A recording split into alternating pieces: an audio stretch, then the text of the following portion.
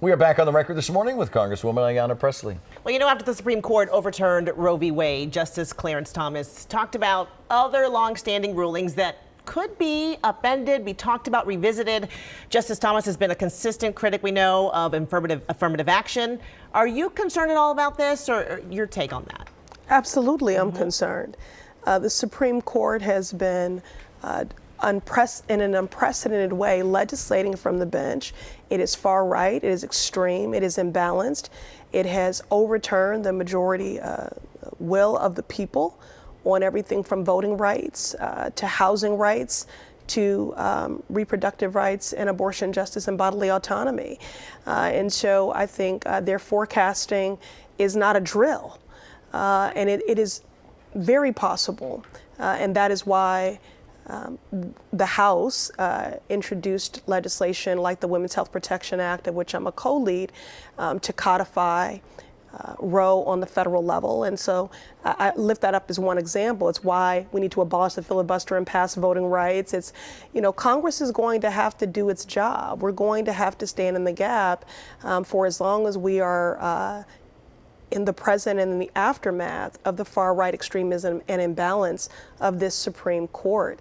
It's also why state houses matter in this moment. And so it's also why the fact that Democrats still have the White House matters. So when you hear President Biden say in a State of the Union, and congressional intent is a powerful thing, but presidential intent is even more powerful. And for these priorities to be uplifted in his State of the Union, that he would veto a ban on abortion, that he would, that he believes in police reform and accountability, to use those words with precision, to name student debts, something that I worked very hard to work on student debt cancellation, which is currently caught up in our courts, and we'll start to hear opening arguments on that with the Supreme Court on February 27th.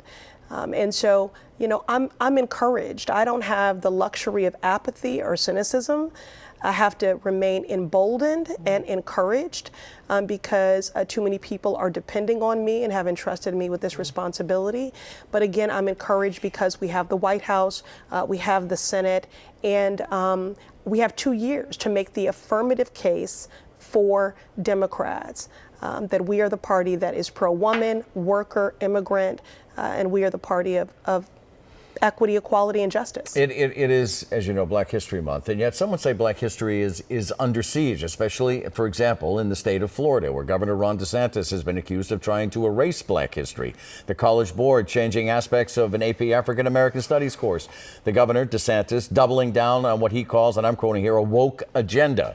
Will real history become a casualty of the culture wars? What we see happening in state houses and in some municipalities throughout the country, this is, Vice President Harris speaks often of this Venn diagram here, and that in the states that have been triggered laws in denying abortion care, states, these are the same states with the most draconian LGBTQ laws, and I think some of the most hateful rhetoric and anti-Black sentiment and policies on everything from the erasure of our contributions to American history to voter suppression.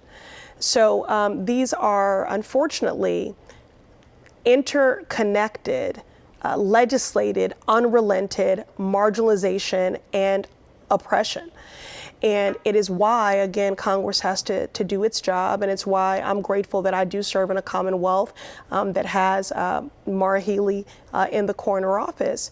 But it's, again, Congress needs to do its job, and I'm a proud co-sponsor of Congressman Bowman and Booker's bill to ensure that African American history is taught in every classroom, because Black history is American history. And it should not be just a footnote, relegated to a footnote. Neither should it be erased.